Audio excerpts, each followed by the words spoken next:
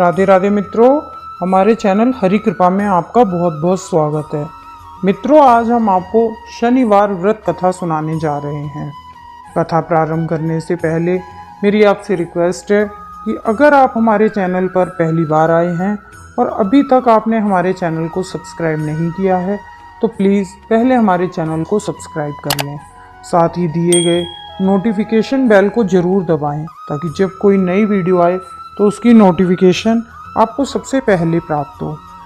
इसी के साथ शनिदेव का ध्यान करते हुए कथा प्रारंभ करते हैं। एक समय स्वर्ग लोक में सबसे बड़ा कौन है, ये प्रश्न हुआ और इस पर 9 ग्रहों में वाद विवाद हो गया। ये विवाद इतना बढ़ा कि आपस में भयंकर युद्ध की स्थिति बन गई। निर्णय के लिए सभी देवता देवराज इंद्र के पास पहुँचे और बोले, हे देवराज, आपको निर्णय करना होगा कि हम सब में से सबसे बड़ा कौन है। देवताओं का प्रश्न सुनकर इंद्रदेव उलझन में पड़ गए। फिर उन्होंने सभी को पृथ्वी लोक में उज्जैनी नगरी में राजा विक्रमादित्य के पास चलने का सुझाव दिया। उज्जैनी पहुंचकर जब देवताओं ने अपना प्रश्न राजा विक्रमादित्य से पूछा तो वह भी कुछ न बोले और कुछ देर के लिए परेशान हो उठे, क्योंकि सभी देवता अपनी अपनी शक्तियों के कारण महान थे। किसी को भी छोटा या बड़ा कह देने से उनके क्रोध के प्रकोप से भयंकर हानि पहुंच सकती थी। अचानक राजा विक्रमादित्य को एक उपाय सूझा और उन्होंने विभिन्न धातुओं सोना, चांदी, कांसा, तांबा, सीसा, रांगा, जस्ता, अभ्रक, लोहे के 9 आसन बनवाए। धातुओं के गुणों के अनुसार सभी आसनों को एक दूसरे के पीछे रखवाकर उन्होंने सभी देवताओं को अपने अपने सिंहासन पर बैठने को कहा। देवताओं के बैठने के बाद राजा विक्रमादित्य ने कहा, आपका निर्णय तो स्वयं ही हो गया। जो सबसे पहले आसन पर विराजमान है वही सबसे बड़ा है। राजा विक्रमादित्य के निर्णय को सुनकर शनि देवता ने सबसे पीछे आसन पर बैठने के कारण अपने को छोटा जानकर क्रोधित होकर कहा, हे राजन, तुमने मुझे सबसे पीछे बैठाकर मेरा अपमान किया है। तुम मेरी शक्तियों से परिचित नहीं हो, मैं तुम्हारा सर्वनाश कर दूंगा। शनिदेव ने कहा, सूर्य एक राशि पर 1 महीने, चंद्रमा 2.25 दिन, मंगल 1.5 महीने, बुध और शुक्र 1 महीने, बृहस्पति 13 महीने रहते हैं, लेकिन मैं किसी भी राशि पर 7.5 वर्ष तक रहता हूँ। बड़े बड़े देवताओं को मैंने अपने प्रकोप से प्रताड़ित किया है। अब तू भी मेरे प्रकोप से नहीं बचेगा। इसके बाद अन्य ग्रहों के देवता तो प्रसन्नता के साथ चले गए, परंतु शनिदेव बड़े क्रोध के साथ वहां से विदा हुए। विक्रमादित्य से बदला लेने के लिए एक दिन शनिदेव ने घोड़े के व्यापारी का रूप धारण किया और बहुत से घोड़ों के साथ उज्जैनी नगरी में पहुंचे।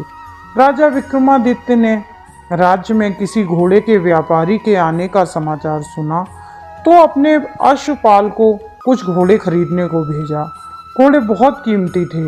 अश्वपाल ने जब वापस लौटकर इस बारे में राजा विक्रमादित्य को बताया तो वह खुद आकर एक सुंदर और शक्तिशाली घोड़ा पसंद कर आए।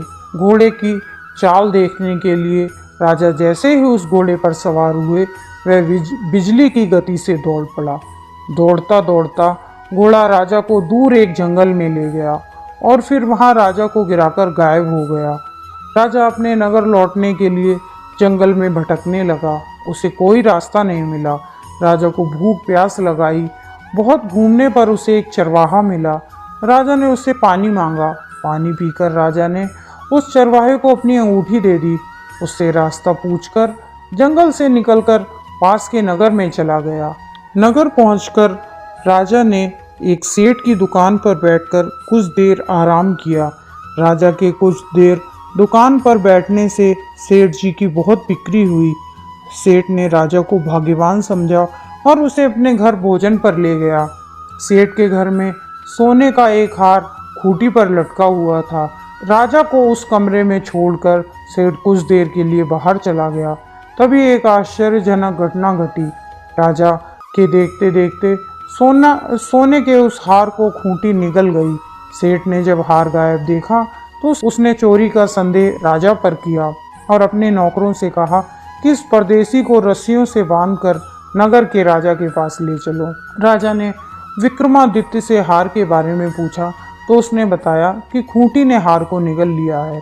इस पर राजा क्रोधित होकर चोरी करने के अपराध में विक्रमादित्य के हाथ पांव काटने का आदेश दे दिया। सैनिकों ने राजा विक्रमादित्य के हाथ पांव काटकर उसे सड़क पर छोड़ दिया। कुछ दिन बाद एक तेली उसे उठाकर अपने घर ले गया और उसे कोलू पर बैठा दिया। राजा आवाज देकर बैलों को हाँकता रहता। इस तरह तेली का बैल चलता रहा और राजा को भोजन मिलता रहा। शनि के प्रकोप की 7.5 पूरी होने पर वर्षा ऋतु प्रारंभ हुई। एक रात विक्रमादित्य मेघ मल्लाहार गा रहा था। तभी नगर की राजकुमारी मोहिनी रथ पर सवार होकर उसके घर के पास से गुजरी। उसने मल्हार सुना तो उसे अच्छा लगा और दासी को भेजकर गाने वाले को बुलाने को कहा। दासी लौटकर राजकुमारी को अपंग के बारे में सब कुछ बता आई। राजकुमारी उसके मेघ मल्हार से बहुत मोहित हुई और सब कुछ जानते हुए भी उसने अपंग राजा से विवाह करने का निश्चय किया। राजकुमारी ने अपने माता पिता से जब यह बात कही तो वे हैरान रह गए। उन्होंने उसे बहुत समझाया पर राजकुमारी ने अपनी जिद नहीं छोड़ी और प्राण त्याग देने का निश्चय कर लिया। आखिरकार राजा रानी को विवश होकर अपंग विक्रमादित्य से राजकुमारी का विवाह करना पड़ा। विवाह के बाद राजा विक्रमादित्य और राजकुमारी तेली के घर में रहने लगे। उसी रात स्वप्न में शनिदेव ने राजा से कहा, राजा तुमने मेरा प्रकोप देख लिया, मैंने तुम्हें अपने अपमान का दंड दिया है।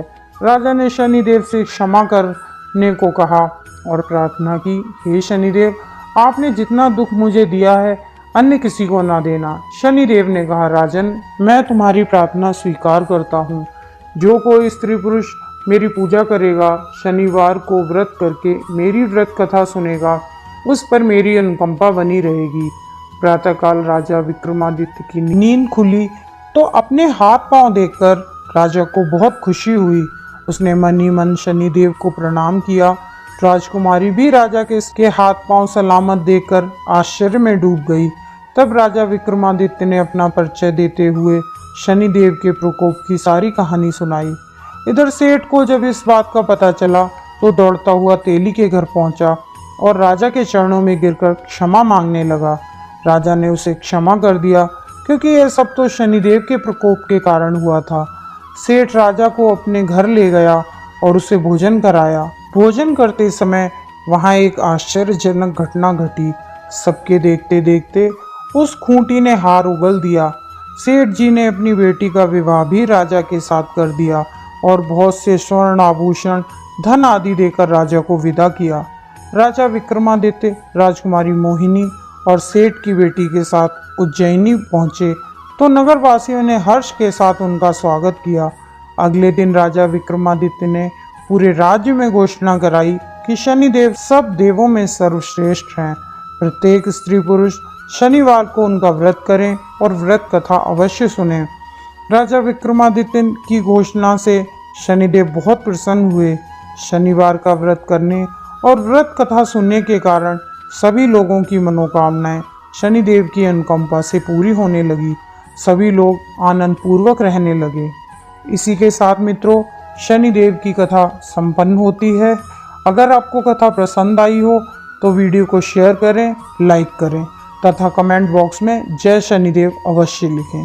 इसी के साथ मैं आपसे विदा लेता हूँ।